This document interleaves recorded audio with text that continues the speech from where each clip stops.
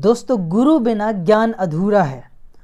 अगर आप किसी मुकाम को हासिल करना चाहते हैं तो आपके जीवन में आपको प्रेरणा देने वाले, आपको समझाने वाले आपके गुरु, आपके शिक्षक होना बहुत ज़रूरी है। अगर आपके पास शिक्षक नहीं है, एक अच्छा गुरु नहीं है, तो आप उस मुकाम को हासिल नहीं कर सकते। कुछ पल चल तो सकते हैं पर हासिल नहीं हो पाएगा।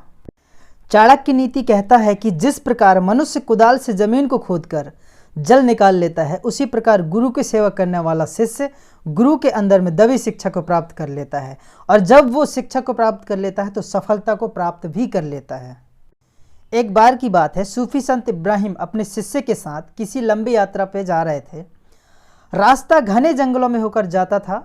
चलते चलते रात होने आई तो संत ने रात्रि में विश्राम के लिए एक वृक्ष के नीचे कंधे से उतार कर झोला रख दिया, और पास में ही नदी में जाकर मुँह धोकर के वे वृक्ष के नीचे पूजा में लीन हो गए। पास ही शिष्य भी बैठ गया। कुछ ही देर बाद शिष्य के कानों में शेर के दहाड़ने की आवाज़ सुनाई दी। वह भय से थरथर कांपने लगा। तभी शेर उसी ओर आ रहा था। यह देख करके शिष्य तुरंत पेड़ पे चढ़ गया। शेर वृक्ष के नीचे आया। उसने ध्यान मग्न बैठे संत इब्राहिम को सूंघा, उनके चारों ओर घूम करके चक्कर काटा और कुछ क्षण खड़े होकर के चुपचाप वापस चला गया। मौन साधे सारा दृश्य वृक्ष पर चढ़ा शिष्य देख रहा था। कुछ देर बाद संत का ध्यान टूटा। दोनों ने जो भी रूखा सूखा था खाए और सो गए। जब सुबह हुई तो अपनी यात्रा पे फिर से चल पड़े। चलते चलते संत को उड़ते हुए एक कीड़ा काट दिया। उस पीड़ा से वे एकदम कराह उठे। शिष्य ने संत की ओर विस्मय से देखा और पूछा, गुरुदेव, जब संध्या के समय में शेर आया था और उसने आपके शरीर को सूंघा तो आपको मृत्यु का आभास नहीं हुआ, लेकिन एक छोटे से कीड़े के काटने से आप विचलित हो गए। संत कुछ देर चुप रहा। शिष्य से बोले, थोड़ा देर बाद, तुझे पता है जिस समय मैं ध्यान में था ईश्वर मेरे साथ था। ईश्वर के साथ होने पर भला किस बात का डर, कैसी चिंता। कहने का तात्पर्य यह है दोस्तों कि जब आपके साथ एक शिक्षक हैं और आप किसी राह पे चल रहे हैं जहां आप सफलता को हासिल करना चाहते हैं, तो कतई आपको ज़रूरत नहीं है डर बनाने की, मन में चिंता बिठाने की कि आगे चलेंगे क्या होगा, कैसे होगा, क्योंकि आपके साथ आपके गुरु हैं।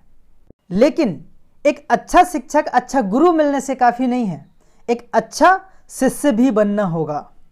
एक अच्छा शिक्षक तभी पा सकते हैं जब आप अपने अंदर के अहंकार से मुक्त होते हैं, तभी आप सही मायने में कुछ सीखने की इच्छा रखते हैं। अपना हृदय जब अहंकार रहित हो जाता है तो आप सीखने की दिशा में आगे बढ़ते हैं। तन से बढ़कर के होता है मन, और मन से बढ़कर होता है बुद्धि, जो मनुष्य को संपूर्णता प्रदान करती है।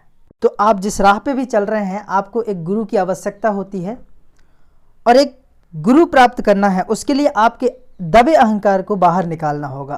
अहंकार का तात्पर्य यह है कि मैं सब जानता हूँ और मैं ये कर सकता हूँ और मैं ही कर सकता हूँ, मुझे किसी की ज़रूरत नहीं है। ये हमारे अंदर एक अहंकार होता है।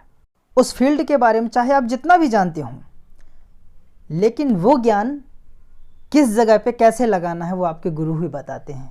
इसलिए वो कहते हैं कि गुरु बिन ज्ञान न उपजे, गुरु बिन मिले न मोक्ष, गुरु बिन लगे न सत्य को, गुरु बिन मिटे न दोष। तो दोस्तों, जिसे आप अपना आइडियल मानते हैं, जिसे आप पसंद करते हैं, जिनकी बातें आपको अच्छी लगती है और लगता है कि ये इंसान आपको आगे बढ़ा सकता है, उसका आप हाथ पकड़ लीजिए, उसे आप गुरु बना लीजिए। चाहे आप जिस जगह पे भी काम करते हैं, सफलता आपके पास होगी। तो दोस्तों, बातें अच्छी लगी तो लाइक और कमेंट करके ज़रूर बताना, और अगर चैनल सब्सक्राइब नहीं हुआ है तो चैनल को भी सब्सक्राइब कर देना। धन्यवाद। जय हिंद, जय भारत।